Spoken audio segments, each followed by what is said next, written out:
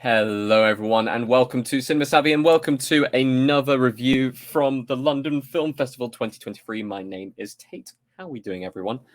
This is going to be a fun one, because this is going to be probably the most controversial opinion I give of the festival, and it's going to be talking about the film Foe, which I want to point out has been universally panned. Well, not universally, festivally panned.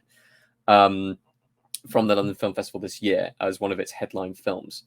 I'm going to go straight into it. So, for those who don't know, Foe is directed by Garth Edwards. Garth Davis. I always get the Garths and Gareths mixed up.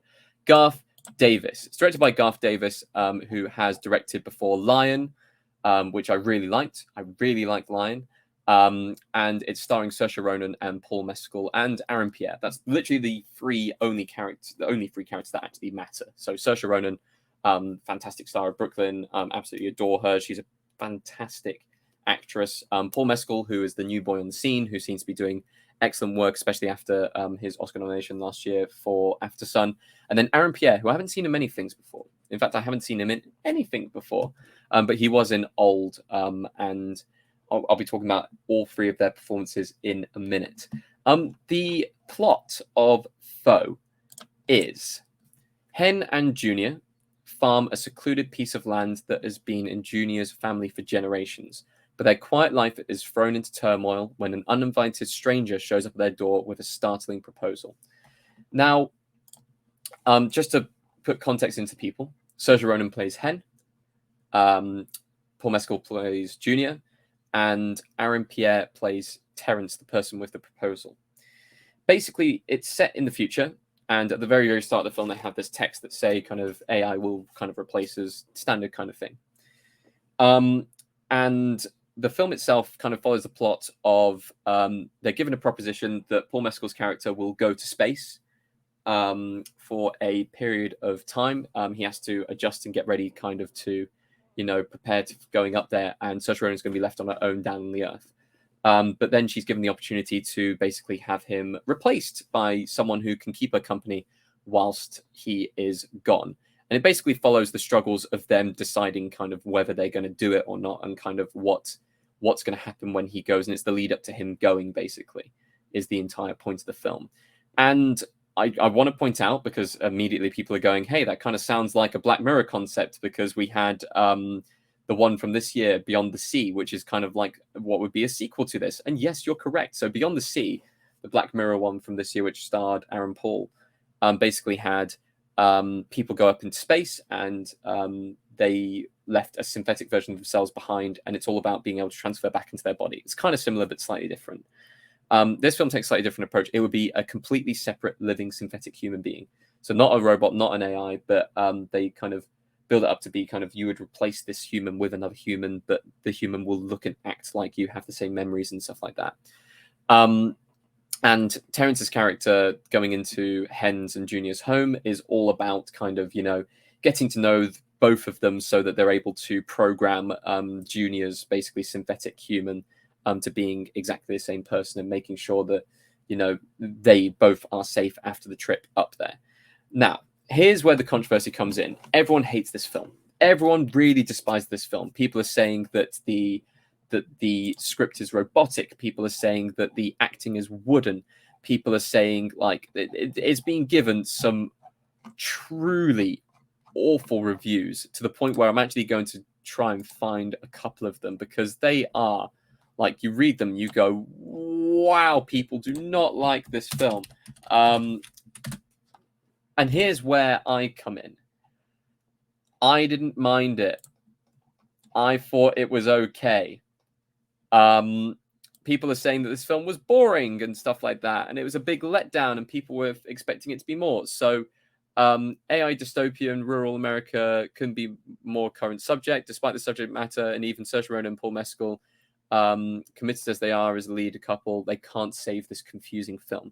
People found it confusing. People said it was a misfire. People said it was dumb and boring and ridiculous and obvious, and so easy to predict the different twists and turns that it has. Peering into the future, it gets distracted by playing off different parts. No. I'm going to go and make the bold statement. if this film had a Black Mirror screen at the start, the tab right there, and said it was a Black Mirror production, this would be, and people would say it being one of the best episodes. And that, because it's different, people are judging it way too harsh. Yes, there are certain points of the plot which do plod along quite slowly. The other word for that is slow burn. And I feel like people are saying, oh, the acting performances are robotic. Yes, some of the acting performances in this film are a little bit robotic. The script doesn't help them at times. The dialogue doesn't flow freely. However, with the stuff they're given, they put in pretty good performances. You believe the relationship, that's going on and the different turmoils and things they go through in this film. I didn't mind it. I think it's a cool concept. I think it was delivered pretty well. I didn't expect the twist. Maybe I'm a little bit too naive in that sense. People really hate this film. I've seen people putting it like 1 star on their letterbox, people saying it's the worst film of the festival, the worst film they've seen in years. I genuinely can't wait to see this film again. And people are probably screaming at me right now going, what are you talking about, Tate?